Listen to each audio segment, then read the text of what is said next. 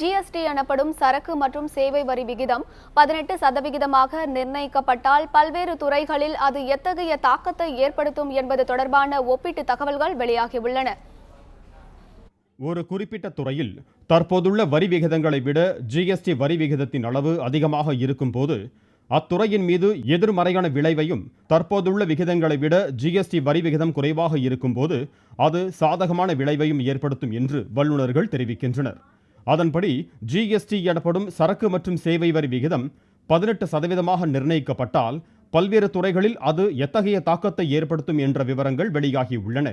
அதன்படி telecom, financial services எனப்படும் நிதி சேவைகள், தகவல் தொழில்நுட்பம், ஜவுளி, பார்மசிட்டிகல்ஸ் எனப்படும் மருந்து தயாரிப்பு ஆகிய துறைகளில் தற்போது மறைமுக வரி விதிப்புகள் 18 விழுக்காட்டிற்கும் குறைவாக உள்ளன.